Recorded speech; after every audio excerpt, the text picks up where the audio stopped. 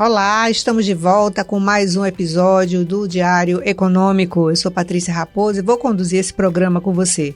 Esse podcast é o podcast de Economia e Negócios do Diário de Pernambuco, que vai ao ar todas as quintas-feiras. Então, assina o canal para receber as notificações dos próximos episódios e aproveita, deixa o seu like.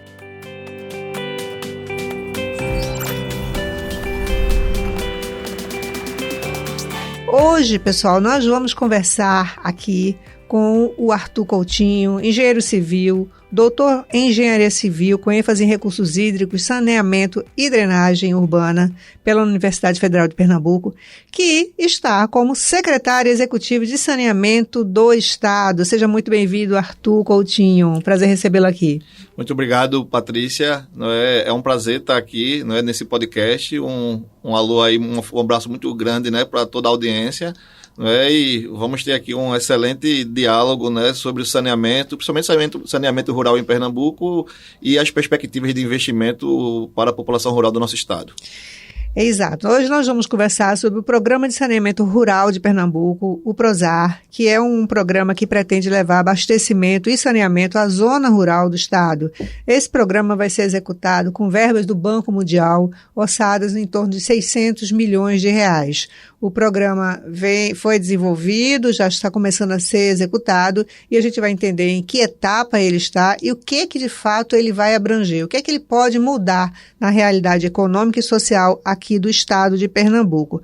Então, Arthur, eu acho que você poderia começar contando como foi que esse programa surgiu. O estado de Pernambuco submeteu uma proposta à Comissão de Financiamento Externos, a COFIEX, no Ministério da Economia. Essa proposta ela foi aprovada nesse montante que você citou, cerca de 600 milhões de reais, mais 20% desse valor é contrapartida do estado de Pernambuco através de estudos, através de planos. Por exemplo, a gente tem um desafio hoje grande no setor de saneamento, que são os planos de saneamento. Então, o estado está prospectando esses planos de saneamento, que deve ser um legado que a gente deve deixar aí, digamos assim, em longo prazo, mas também em obras rurais que já estão em andamento, ou seja, todo esse pacote ele perfaz os 20%, que é a contrapartida do estado de Pernambuco. Então, o Programa de Saneamento Rural de Pernambuco, ele é um programa que ele deve atender, digamos assim, a uma parcela da população rural de Pernambuco que normalmente é esquecida, A gente tem visto a nossa governadora Raquel Lira apontar a questão dos invisíveis, Então, para a gente ter ideia, cerca de 2,3 milhões de pessoas moram na zona rural em Pernambuco. E quantos por cento dessa população recebe efetivamente água e esgoto? É um percentual de atendimento muito, muito pequeno. Por mais assim que historicamente tenham sido feitas ou realizadas políticas públicas, como aquela 1 milhão de cisternas, que era uma política pública do governo federal, por mais que em diversos governos tenha sido feita uma política de dessalinizadores. Mais na década de 80, se a gente lembrar, houve no Brasil uma ampla campanha, por exemplo, de açudagem, A Sudene, por Sim. exemplo, e o próprio Denox fez uma campanha muito forte focada no açude. Não é só que você tem um problema que é elevada a evaporação, na verdade, da nossa região semiárida, Então... Mas no caso, por exemplo, dos dessalinizadores, das cisternas, isso ainda funciona? Eles conseguiram ter assistência técnica ao longo dos anos ou recursos para manter isso em atividade, ou isso se perdeu? No caso das cisternas, a ênfase até na manutenção das cisternas, e na ampliação da quantidade de famílias atendidas, ela variou de governo a governo. A gente sabe que alguns governos eles deram um apoio muito grande na expansão dessa política, outros basicamente esqueceram. E manutenção? A manutenção disso? Manutenção também é um grande desafio. Mas a grande questão é que, por exemplo, se você pegar municípios do semiárido, a cisterna vai atender, ela vai, digamos assim, suprir a necessidade de abastecimento d'água dessa família durante 4, no máximo 6 meses. Os outros, por quê? Porque vai chover, na verdade, é o período enquanto tem chuva. Os outros 6 meses, ou ele compra o carro-pipa, e aí, para uma população com a faixa de renda baixa, esse valor que ele gasta com pipa, não é? Inclusive para a água, muitas vezes, de qualidade duvidosa, faz diferença, né, no comprometimento da sua renda, não é? E por isso, assim, a gente tem que começar a falar em segurança hídrica, não é? E aí uma das características, né, desse projeto de saneamento rural, desse programa, na verdade, o PROSAR, é que nós estamos investindo amplamente em sistemas de abastecimento d'água que vão levar água na torneira das pessoas. Esse é um ponto muito desafiador do projeto. Eu acho que são duas questões. Uma é realmente a infraestrutura, né? O investimento a infraestrutura hídrica é muito cara, requer muitos recursos, né? E além disso, ela precisa de água. Se não houver água, né, ela vai ficar ali e não vai funcionar. Então, assim, como vocês pretendem trabalhar essa questão dessa perenidade, digamos assim? Se é que é possível ter alguma perenidade? Veja, o projeto, ele vai se apoiar, ou ele se apoia na grande infraestrutura hídrica do estado de Pernambuco. Então, para esse projeto, nós estamos considerando vários elementos. Por exemplo, a própria transposição, né? Então, Pernambuco é cortado pelo eixo leste e pelo eixo norte do São Francisco, e a gente imagina que os canais de transposição eles vão funcionar como mananciais. As nossas grandes barragens também, não é? Elas também funcionam como mananciais. Quando você está mais ali pelo Araripe, não é? Nós temos importantes bacias sedimentares que têm água subterrânea. Então, mais ali pelo sertão do Araripe, o foco deve ser em captação de poços, por exemplo, não é? Porque Pernambuco, na verdade, ele é pouco privilegiado, de maneira geral, por água subterrânea, né? Então, mais de 80%, na verdade, do nosso território ele está no cristalino, não é? O que faz, na verdade, com que os poços, não é, perfurados no cristalino, eles têm uma elevada salinidade.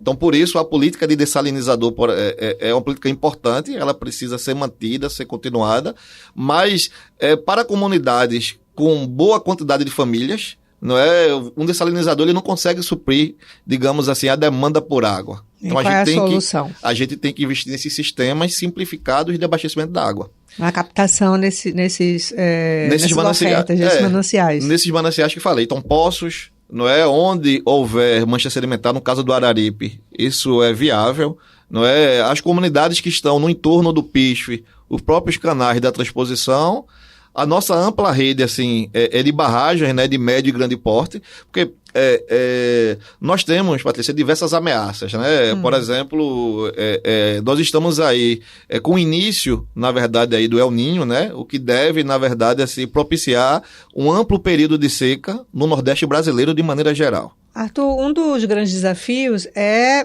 garantir a sustentabilidade hídrica, né? Além do aporte de recursos em infraestrutura, tem essa questão da sustentabilidade. Como é que vocês lidam com isso? Como pretendem lidar com isso? Patrícia, você tocou num ponto fundamental, não é? Uma das palavras-chave do PROSAR, que é o nosso Programa de Saneamento Rural de Pernambuco, é segurança hídrica. Não é? E para garantir a segurança hídrica, nós vamos nos apoiar na ampla infraestrutura do estado de Pernambuco. A infraestrutura que passa pelo canal do Programa de Integração, né? Os canais do Programa de Integração do Rio São Francisco, o PISF. Né? Então, Pernambuco ele é cortado pelo eixo norte, né? E pelo eixo leste da transposição. Além disso, nós temos já praticamente concluído, né, o ramal do Agreste. Então, tudo isso assim, disponibiliza muita água para as comunidades rurais que estão aí no sertão do estado. Além disso, quando a gente olha, faz um olhar específico lá para o Araripe, não é? Lá para o sertão do Araripe, nós temos assim uma riqueza de água subterrânea que vai propiciar que a gente utilize poços, por exemplo, não é? E além disso, nós temos a questão das nossas barragens, não é? Então, nós estamos dando um olhar específico para as nossas barragens, também para a ampla rede de adutoras, né? A gente sabe que, por exemplo, até dezembro, né, o Agreste Central de Pernambuco vai estar recebendo água da adutora do Agreste, né, que hoje é a maior obra de infraestrutura hídrica do ponto de vista de abastecimento d'água do país, não é? Então, o contexto do PROSAR, ele abarca esse cardápio de infraestrutura, não é? Os canais da transposição, as adutoras, as barragens, os poços em bacias sedimentares, não é? Onde houver. E aí você poderia perguntar, ora, e o que é que acontece com as outras políticas? As políticas das cisternas é uma política que o governo de Pernambuco, né, ela dá continuidade, não é? Principalmente em parceria. Mas fora desse orçamento, Fora desse orçamento, mas aí em parceria com com o Ministério, né, com o governo federal, assim também como o governo ele já tem uma política própria de dessalinizador. Não é assim, a governadora ela tem apontado, na verdade, os invisíveis, não é? Ou seja, aqueles que historicamente foram excluídos do ponto de vista de políticas públicas, né, de acesso a saneamento. Não é? A gente fala em desigualdades em diversos eixos, mas existe a desigualdade do saneamento que precisa ser combatida, né, até para gerar renda, gerar desenvolvimento. É uma desigualdade altíssima, né? É altíssima. Aqui eu andei vendo uns números que diz o seguinte, 47% dos habitantes da zona rural estão classificados como sem abastecimento de água, dos quais 74% dos domicílios sequer têm regularidade no fornecimento de caminhões-pipas. Isso, é. Então, são pessoas que passam realmente por muita dificuldade. Se choveu e elas conseguem armazenar, garante alguma coisa. Mas nos períodos secos, você falou que o El Niño está vindo aí, então a gente tem um período complicado pela frente, né, com a oferta baixa oferta hídrica baixa, né? E como é que o Prozar olha para essas variações climáticas? O Programa de Saneamento Rural, o Prozar, ele vai ter basicamente 3 eixos, não é? Um eixo de apoio à infraestrutura hídrica, e aí a gente está olhando em água e esgoto, não é? Porque você tem um desafio do marco legal, o marco impõe 99%. Não é como meta, até 2033, 99% para abastecimento d'água. E quando você olha a lei, ela fala da população total. Não é? Ou seja, a gente está incluindo aí uma meta de 99% para a área urbana e para a área rural.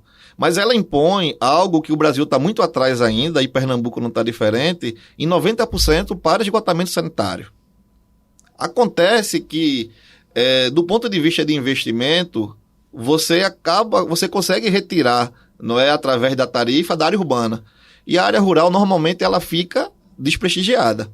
Então, por isso que, para a área rural, é necessário que os governos, né, eles possam ir atrás, né, correr atrás de financiamento externo, como o governo de Pernambuco tem feito com o Prozar. Aqui, inclusive, é a solução, porque aqui nós já fizemos uma licitação lá atrás, né, já existe uma empresa operando saneamento na região metropolitana, mas essa licitação ficou restrita a essa área. Então, essas áreas mais ao interior do estado, elas ficaram descobertas. Porque e o Prozar vem para cobrir essa lacuna? Cobrir esse vácuo. Isso está, na verdade, assim, é uma consequência do próprio marco. Não é? Então, no marco, as empresas, não é, de saneamento, a Compesa, a Sabesp, dentre outras, né, elas delimitam, na verdade, a lei permite isso, né, a sua área de atuação. E é natural que, como empresas, não é, digamos assim, elas vão delimitar onde tem público com capacidade de pagamento. Então, um dos problemas, na verdade, do marco e da lei, é lógico, quando ele coloca 99% como meta de água, ele está incluindo tudo. Mas o rural, ele fica lá de maneira tímida. Não, mas ele quase que não aparece. É por isso que havia uma discussão, existe a discussão de que essas concessões, elas precisam ser fatiadas de tal maneira que essas áreas que não são economicamente interessantes, elas entrem, né, elas façam parte de blocos a serem licitados para que essas comunidades possam ser atingidas, porque senão só o filé. A gente precisa subsidiar. O governo ele precisa entrar como política pública. Então, e aí... Mas aqui a gente, quando a operação foi feita aqui, em Pernambuco, isso foi antes do marco. Né? Sim, então, quando o marco veio, a coisa já estava aqui mais ou menos desenhada. É verdade.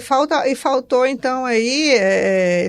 o que eu percebo é que foi um projeto que vem para tentar corrigir esse erro, né? Agora, a pergunta que eu faço a você é, 600 milhões... A gente consegue fazer o quê?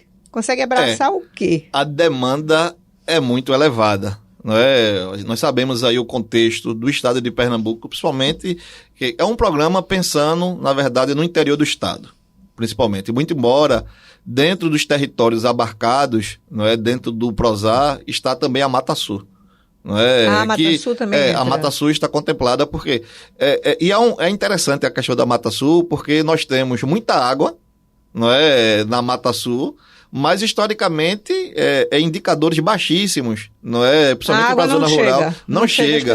Exatamente. E é diferente das outras regiões no Agreste e no Sertão. Se nós pegarmos o Agreste de Pernambuco, né, principalmente ali com o Caruaru, você tem o quê? A região de pior disponibilidade hídrica do país, per capita. Não é por quê?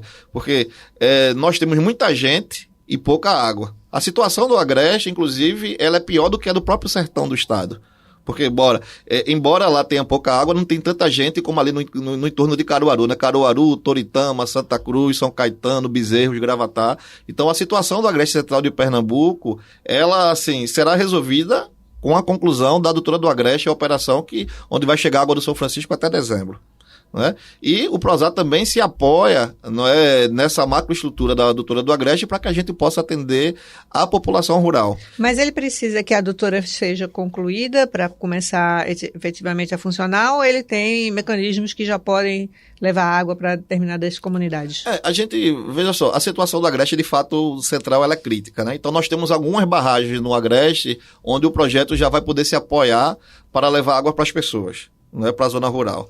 Mas a adutora do Agreste, ela vai ter assim, é como se você estivesse subindo pelo elevador, não é? E não pela escada, né? Ou seja, ela vai permitir, na verdade, que a gente possa planejar água não só para abastecimento humano, para desenvolvimento econômico para toda a região Agreste do estado de Pernambuco. Ou seja, é um marco, não é? A conclusão da adutora do Agreste para o Agreste Central, inclusive se pensando no planejamento do próprio polo têxtil, não é, que é uma região que assim, a gente precisa se esforçar bastante para explicar, né? Que é uma região com pouca água, mas com uma pressão, né, para a atividade econômica enorme, por exemplo. Então, a adutora do Agreste, eu acredito que ela é um marco para Pernambuco no sentido de que a gente possa planejar de fato esse alcance da meta, principalmente do abastecimento da água, mas também água para geração de renda, água para desenvolvimento econômico, num polo tão pulsante como é o Agreste Central. Vocês estão dividindo aqui, um percentual vai para abastecimento humano, outro vai para desenvolvimento econômico, tem uma divisão ou não? Não, esse programa, o Prosar, assim, eu entrei nessa linha mais de desenvolvimento econômico, mas o Prosar, ele é um programa, digamos assim, explicitamente, né, unicamente de água para abastecimento humano. É natural que quando essas pessoas recebam água, assim, o desenvolvimento, na verdade, ele vem acontecer. Nós fizemos uma pesquisa, por exemplo, via universidade, não eu estou como secretário executivo de saneamento, mas sou professor da UFPE, onde nós notamos, por exemplo, através de uma política, o ProRural, né, que foi uma política do governo do estado de Pernambuco, e nós notamos que houve um incremento de renda, por exemplo, das pessoas que não tinham nada. E 10 anos depois da aplicação do ProRural, eles começaram, digamos assim, Pequenos negócios, com capinovinocultura, etc. Então essa água, ela pode atender a esses fins? Ela vem, na verdade, como efeito principal, né? O efeito principal do remédio é o abastecimento humano, porque as pessoas têm sede hoje, mas eu posso dizer assim que um efeito colateral positivo, assim, fazendo analogia com as medicações, é que certamente ela vai propiciar a geração de renda. Agora me explica, como é que essa água vai chegar para essas pessoas? Nós estamos falando de construir mais cisternas, de levar mais dessalinizadores, ou também estamos falando de levar tubulação para que essas cisternas possam ser alimentadas?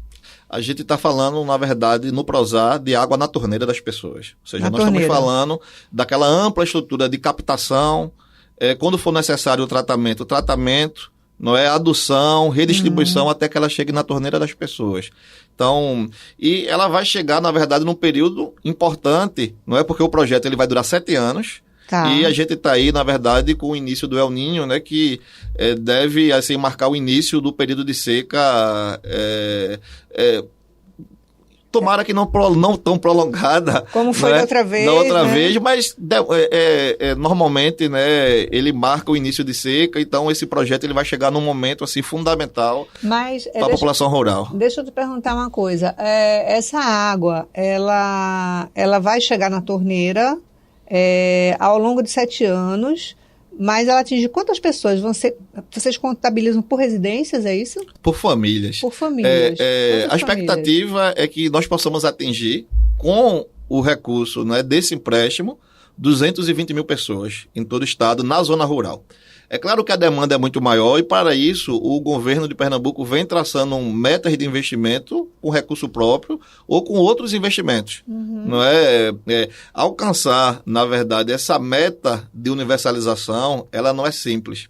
Então, porque você 220 mil pessoas, você falou, né? 220 mil pessoas. Isso corresponde a quantos? Veja, percentual do 10% do universo. 10%. 10% do universo, né? Então a gente tem que multiplicar aí. Exatamente. Tem que ter mais várias doses, vários lances de 600 milhões para poder ir atendendo esse público, né? Exatamente. Assim, é uma política que precisa ser contínua. Não é? E para isso é necessário também assim, parcerias. Tanto parcerias públicas, né, com o governo federal, não é?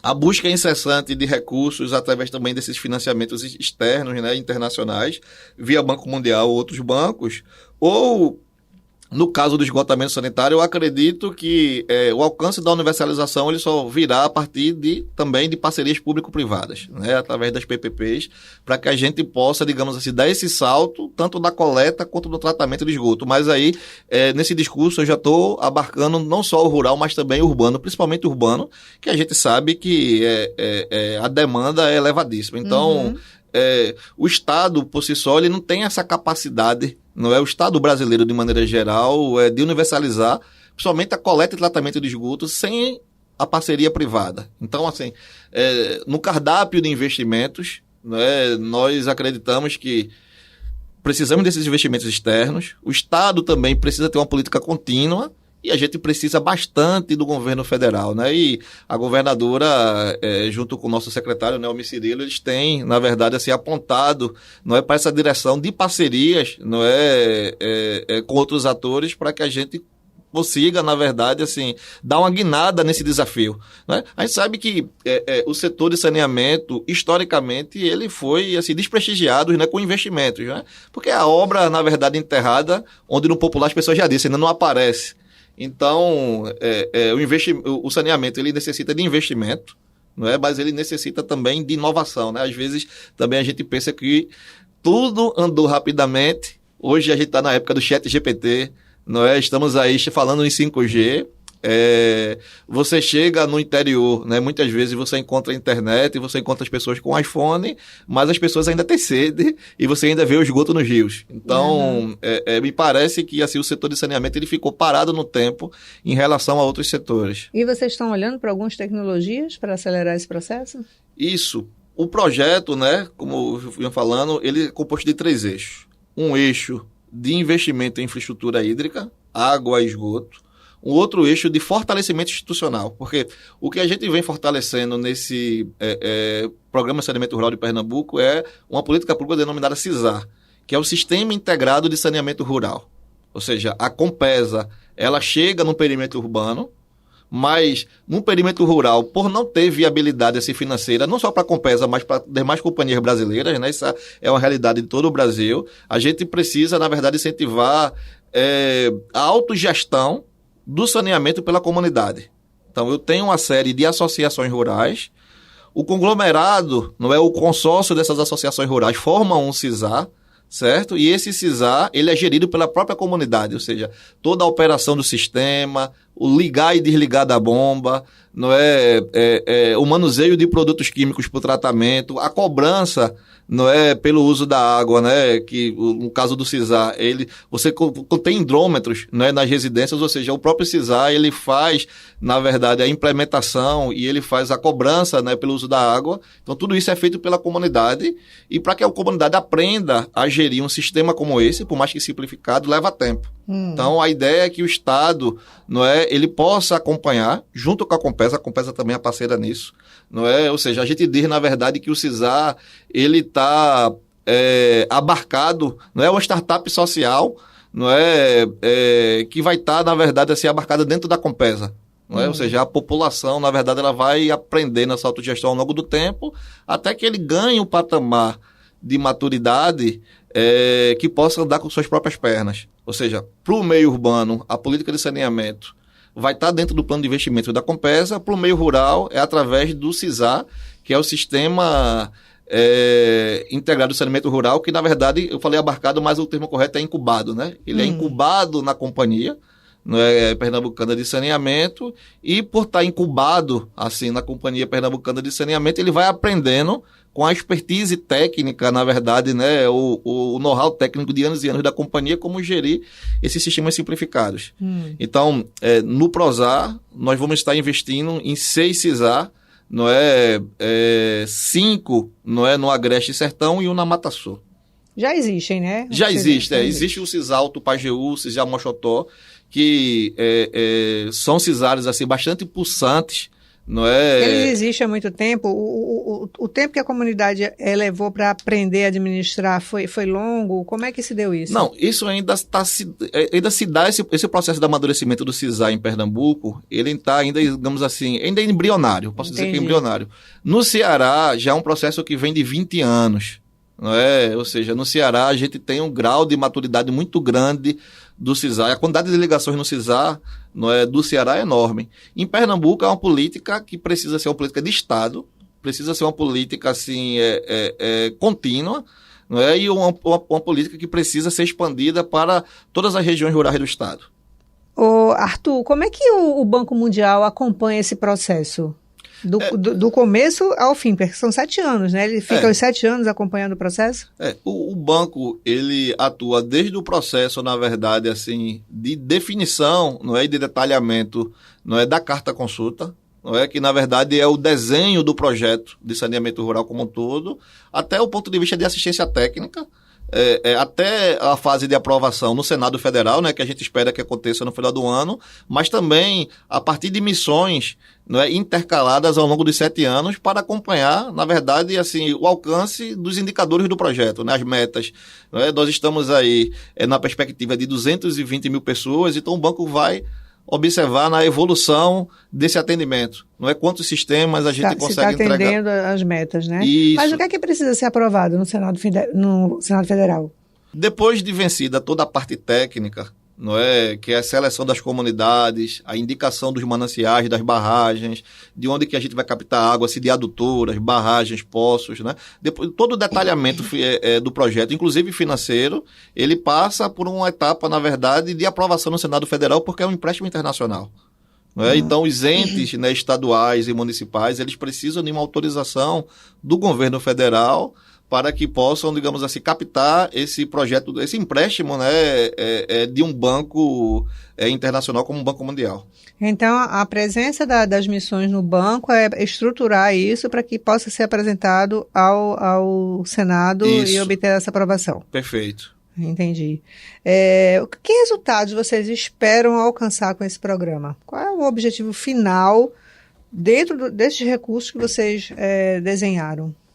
O objetivo final é levar água com segurança hídrica, em quantidade e qualidade suficiente para a população rural. População hoje, seu Zé, Dona Maria, que passa muitas vezes 30 minutos, 1 hora, 2 horas com a famosa lata d'água na cabeça, ou naqueles carros de burro, levando água. Ou seja, existe uma dificuldade muito grande da população rural e a gente quer, na verdade, que as pessoas utilizem esse tempo para outras coisas. Mas essa comunidade que vai ser atendida, nessa comunidade vai se eliminar essa necessidade de buscar água? Sim, do burro? Sim. Essas comunidades... Elimina totalmente. Elimina totalmente, exatamente. Assim. E vamos eliminar num período, na verdade, assim, de mudanças climáticas. As mudanças climáticas elas tendem, na verdade, a aumentar essa escassez hídrica no semiárido. Então, você veja assim, que a gente está... a meta desse projeto é ambiciosa. Nós temos os objetivos do milênio, com água limpa e saneamento para todos. Então, a gente espera que esse projeto ajude Pernambuco a cumprir a sua parte na meta dos objetivos do milênio, mas também assim, é um projeto de resiliência face às mudanças climáticas, de adaptação face às mudanças climáticas. Por isso que uma das características, eu ainda não falei sobre isso, importantes do projeto é que a gente está pegando um percentual dele e investindo em inovação. investindo em que tipo de inovação? Em tecnologias sociais, como barragens subterrâneas, por exemplo, né? Que melhoram essa adaptação, né, do homem do campo, na verdade, da pessoa da zona rural, não é face às emergências climáticas. Então, como falei, né, o setor de saneamento é um setor que, historicamente, investiu pouquíssimo em saneamento, que as pessoas têm a impressão que está parada no tempo. E Pernambuco, né, como sempre está na vanguarda da tomada de decisões, a gente vai pegar um percentual desse projeto, está pegando, e estamos investindo em inovação para saneamento, o que, assim, deve melhorar, na verdade, a nossa adaptação às mudanças do clima, que não são uma questão de futuro, são uma questão de hoje, né? As mudanças climáticas, elas vêm acontecendo hoje. A gente já tem notado isso na região metropolitana, com as chuvas intensas, né, que tem provocado aí, colocado em estado de alerta os morros ou as áreas baixas, mas no sertão do estado, né, no agreste sertão, vai ser diferente. Vai provocar o quê? Uma maior evaporação e, na verdade, assim, um aumento do déficit hídrico. Então, é muita água num lado e pouca água do outro, né? Isso. Agora, Pernambuco, eu tenho informação aqui, ele apresenta uma disponibilidade hídrica per capita da ordem de 1.300 metros cúbicos por habitante ano. Isso. Qual é a média ideal? Só para a gente ter uma ideia do que a gente está falando. Isso me parece pouquíssimo, né? Diz aqui que é o pior balanço hídrico do Brasil, segundo um levantamento feito em 2008. É o pior balanço hídrico do Brasil, não é? Como a gente estava falando da situação do Agreste, né? Você tem uma escassez hídrica elevada, não é? E muita gente. Qual seria o ideal? Quantos volumes em metros cúbicos seriam necessários para um abastecimento normal, né, de uma família? Eu acho que per capita, basicamente, assim, em torno de o dobro desse valor. O dobro. Exatamente. Pelo menos o dobro, Pelo né? menos o dobro desse valor. Nota o seguinte, não é assim... Então estaria falando de 2.600 metros cúbicos por habitante. Por habitante ano, nessa ordem de grandeza, né? Nota o seguinte, a nossa situação em recursos hídricos subterrâneos, ela é totalmente desprivilegiada, né? Principalmente no agreste e sertão. Os pouca água que tem, ela vai estar em algumas manchas sedimentares ao longo do estado de Pernambuco. Então, por isso que nós precisamos desse projeto de transposição de bacias, né? Ou seja, o Programa de Integração do São Francisco, ele, na verdade, beneficia não só Pernambuco, mas os 4 estados, assim, é um marco. Na verdade, a gente não precisa considerar, não podemos considerar o PISF, não é, como a maior obra, na verdade, de infraestrutura hídrica do país, do ponto de vista histórico, mas também como a maior obra de redução de desigualdade, não é, de redução de assimetria, tanto para a oportunidade de abastecimento humano, mas tanto para a oportunidade para o desenvolvimento econômico. Então, a transposição, ela tem essa característica, e aí a gente precisa, digamos assim, planejar melhor, não é, o que você faz com essa água da transposição, né? Lógico, o Pernambuco tem essa primeira etapa da Adutora do Agreste, também está prevista a segunda etapa da Adutora do Agreste. Um outro projeto estratégico para Pernambuco é o ramal de Entremontes, não é? Nós temos lá o ramal do Agreste, que está quase 100% pronto, mas nós temos o ramal de Entremontes, que digamos assim, é uma pauta política. O ramal de Entremontes, ele também vai sair da transposição, né? Mas ele tem, digamos assim, ele gera uma oportunidade para irrigação, não é? Ou para a geração de perímetros irrigados em toda aquela região ali do Araripe, por exemplo, não é? E é uma demanda enorme da população. Por exemplo, se a gente dá uma olhada hoje no sertão do Araripe, né? A gente sabe que a atividade econômica lá predominante é o gesso, não é? Mas hoje eles são abastecidos pela Adutora do Oeste. E a Adutora do Oeste é um projeto de 25, 30 anos atrás, na época que o sertão do Araripe tinha 150 mil pessoas. Hoje tem mais de 400 mil pessoas. Ou seja, a demanda do sertão do Araripe é a Adutora de Negreiros, que vai sair do reservatório de Negreiros, né, na transposição, e vai atender essa triplicação da demanda, né? Assim, esse consumo humano. Esse consumo humano, Mas, para além disso, nós temos um potencial agrícola, na verdade, assim, como é uma demanda reprimida, na verdade, assim, do potencial agrícola pernambucano. Ou seja, o ramal não é de Entremontes, na verdade, né? Ele pode, na verdade, assim, ser um novo marco não é, na geração de renda do ponto de vista da agricultura, abrindo novas fronteiras. Porque a terra ali é favorável à agricultura. Exatamente. Você tem... eles já utilizam muita água subterrânea, mas nós já temos estudos que indicam que há assim, você pode abrir novas fronteiras por questões não só do clima, mas também da terra. Não é como você bem falou, que é favorável à implantação de culturas. E é interessante olhar para isso porque você começa a gerar polos de desenvolvimento, né? Você falou que é uma economia que está reprimida, né? Está reprimida, Ou seja, para além do polo gesseiro, né, toda aquela região do Araripe, ela pode ter um amplo potencial para a agricultura. Ou seja, você cria, na verdade, assim, um novo eixo para além do eixo que a gente já conhece do São Francisco, né? Sim. Que, digamos assim, é fabuloso. O perímetro irrigado. O perímetro irrigado, refere, exatamente. Né? A informação que eu tenho é que 80% do volume aproveitável de água ele fica nas bacias do litoral e da zona da mata. E as regiões do Agreste Sertão, que corresponde a 90% da área do estado, só tem 20% de água. Isso. É realmente uma situação muito dramática. É um contraste, né? É um contraste, é dramático, porque tem muitas pessoas ali sofrendo com a falta desse insumo, né? E você só resolve esse problema do Agreste e Sertão com obras estruturadoras. O Programa de Integração do Sul Francisco é uma delas, a adutora do Agreste é uma delas, o ramal do Agreste que está sendo concluído é uma delas, mas também a gente precisa de entremontes. Por exemplo, algo que também precisa ser concluído é a inclusão, né, que na verdade já está incluído, mas do reservatório de Poço da Cruz, não é, que fica lá em Bimirim, que é o maior reservatório, na verdade... Esse está concluído? Esse reservatório já existe. Só que ele tem um potencial de receber água da transposição. Na verdade, ele está nesse planejamento. Só que ele só vai, assim, no planejamento do governo federal, ele só vai receber essa água depois da reestruturação do perímetro irrigado do Moxotó. Que é algo também, assim, que merece grande atenção, né? Do ponto de vista, assim, dos pernambucanos, porque também ele já teve seus períodos áureos, né? Mas precisa ser reestruturado. Principalmente do ponto de vista, assim, de controle da desertificação, a salinização de solos. Mas é uma estrutura fantástica. E Entremontes? Qual a situação de Entremontes? A situação de Entremontes hoje, ele tem projeto básico. Não é um projeto que custa 2 bilhões e 200 mil reais. Ou seja, a gente está falando aí de uma obra, digamos assim, que tem um potencial de movimentar a economia, né, durante assim, uma gestão ou 2 gestões inteiras, né, digamos assim, pensando em 4 a 8 anos. Em termos de investimento e obra, né? Investimento e obra, ou seja, é uma obra... Não se faz num governo só, né? Eu acredito, assim... Pode se fazer num governo, pode ser feito num governo só, mas eu acredito assim, que é uma obra que tem uma cara de 6 a 8 anos. Mas, bom, eu acho que quando se tem vontade política, e é isso que a nossa governadora tem, né, a gente consegue dar uma acelerada no cumprimento dessas metas. É o financeiro, né? Porque são volumes muito altos de recursos que precisam ser mobilizados, né?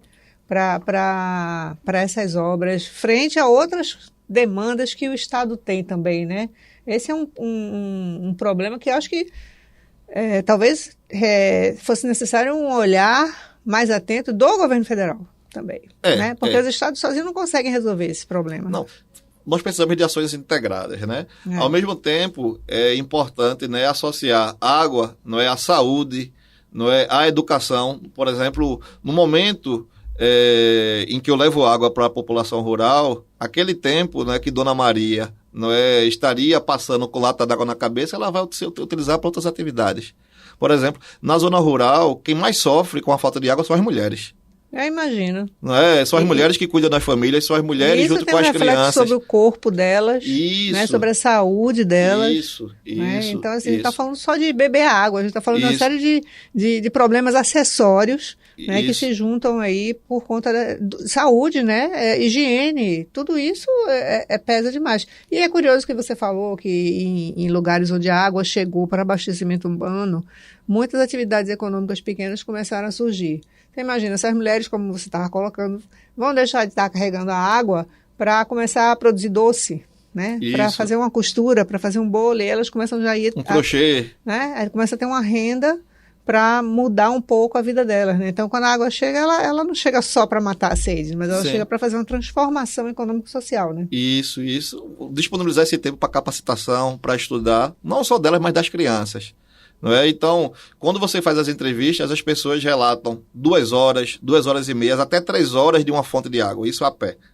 Não é? Então, por isso que o caráter... 2 horas para buscar a pé um balde d'água. Isso. A gente aqui no trânsito reclama que fica 2 horas dentro do transporte para ir vir de algum lugar, imagina, né? É uma realidade completamente diferente, né? Totalmente diferente. Então, assim, por isso que a gente precisa investir em segurança hídrica, né? Quando eu falo segurança hídrica, eu falo em investir em sistemas, em mananciais, assim, que podem ter uma perenidade, né, de disponibilidade de água durante todo o tempo, mas que eu possa também oferecer água com qualidade suficiente para atender aquela demanda.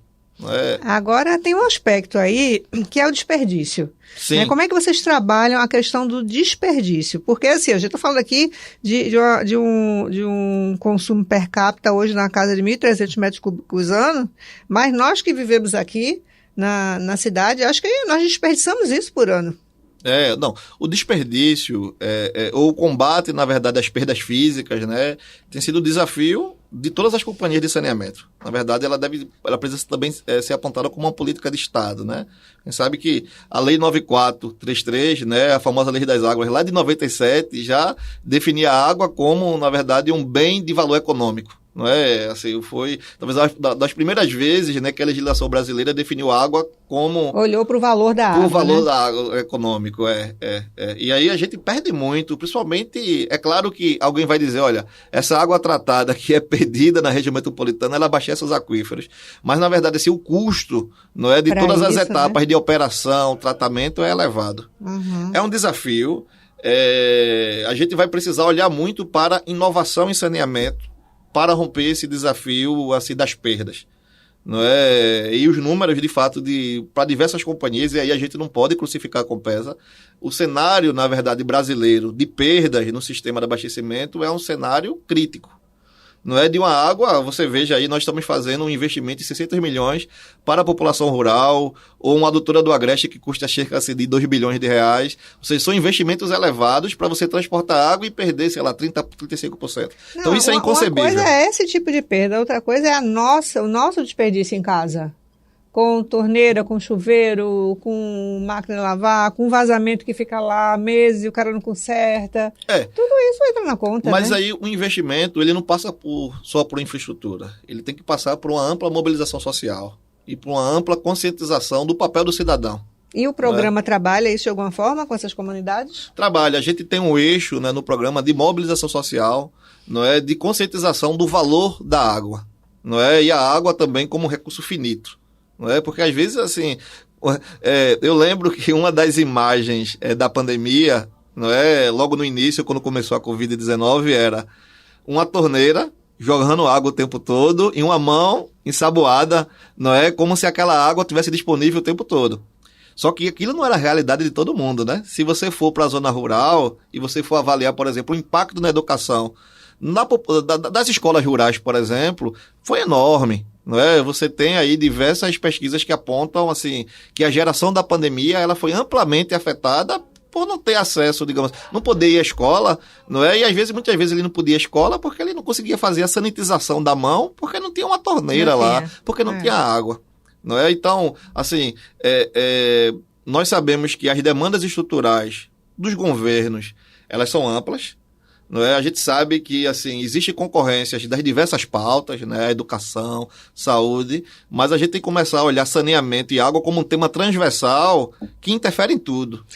E eu te digo uma coisa, eu acho que vai ser muito mais fácil trabalhar a questão da consciência em torno do desperdício com essas comunidades que sofrem com escassez do que aqui, onde a gente tem oferta. Porque essas pessoas sabem o valor que a água tem. Sim. É o valor da água. Isso aí é uma questão que são duas frentes, né? Nós precisamos da frente... Não são mais de duas frentes. Né? A frente de apoio contínuo na microinfraestrutura, que é essa população rural, mas na macroinfraestrutura, que são as grandes adutoras, os grandes canais, pensando uma questão de futuro. Não é? Se você olhar para o estado do Ceará, eles têm lá o Cinturão das Águas. Não que aí você vai preparar o Estado, não é, para não sofrer durante os grandes períodos de seca. Mas a gente também tem um desafio hoje enorme, que é esse de redistribuir a água armazenada nas grandes infraestruturas, que é o que o PROSAR, né, como Programa de Saneamento Rural, vem buscando fazer. Ou seja, a gente parte da infraestrutura macro de Pernambuco para fazer um amplo programa de distribuição para a população rural. E não esquecendo também do esgotamento sanitário, não é? Porque não adianta você levar água se você não leva o esgoto e você começa a gerar problemas de saúde, né? Ou problemas de impacto ambiental. Agora, eu vou perguntar ao professor Arthur Coutinho, especialista em recursos hídricos. Na sua visão, o que fez o Ceará avançar tanto nessa gestão hídrica e Pernambuco não? A gente não está falando deste governo nem do governo passado, não. A gente está falando de vários governos, né? Quando você olha para isso, o que foi que aconteceu? Eu acredito que a pauta dos recursos hídricos, né, a pauta do saneamento, ela deve ser uma política de Estado. Ou seja, é uma política que deve ser permanente, independente da cor do partido, né, independente do alinhamento o político de quem está no poder. Nós notamos assim, que do ponto de vista de gestão, o Ceará se estruturou bastante. Pernambuco também se estruturou, não é? A gente tem a APAC, né? A APAC, todo mundo conhece a APAC pela questão climática, né? Se vai chover, se não chove, do monitoramento das frentes frias. Mas, para além disso, a APAC, por exemplo, ela também tem uma função estratégica de planejamento dos recursos hídricos do Estado.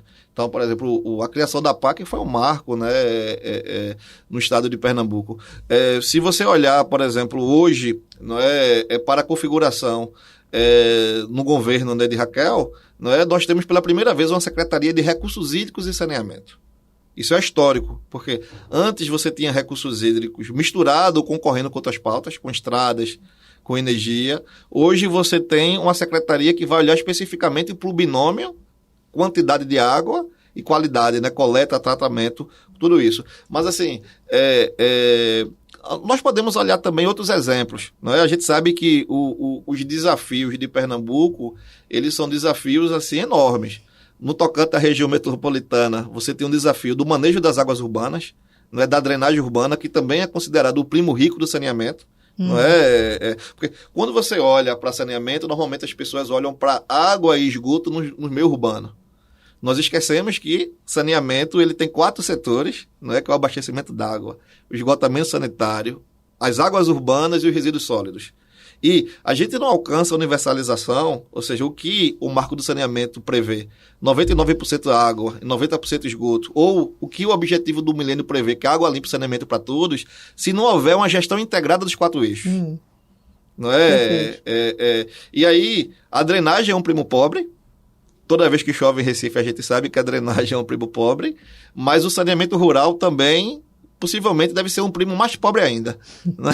Então, nessa família do saneamento rural, não esses 2 eixos, eles são carentes de investimentos. Ou seja, se o Estado não abraçar com política pública, normalmente o privado não vai querer abraçar, porque assim, o retorno do investimento tende a ser muito baixo. Na verdade, existem oportunidades. Existem oportunidades no saneamento rural e existem oportunidades principalmente da drenagem urbana. Por exemplo, se você pegar Santo André hoje tem uma taxa para drenagem. Santo André e São Paulo. Ou seja, é uma forma de você financiar as políticas de combate a alagamentos, nos meios urbanos. Porque é um setor difícil de se autofinanciar. Sim, verdade. Então, nós precisamos, digamos assim, evoluir, na verdade, assim, amadurecer todo mundo como sociedade, os governos da sociedade, em um dos instrumentos da Política Nacional de Recursos Hídricos, lá de 97, da Lei das Águas, que é a cobrança da água. Mas a cobrança no sentido de investimento e de repartição das responsabilidades e não como uma taxa a mais, um imposto a mais. Assim, é algo que toda a sociedade precisa. Consciência do uso, né? Ou seja, a água é um recurso finito, mas ela é um recurso dotado de valor econômico. Não é em excesso.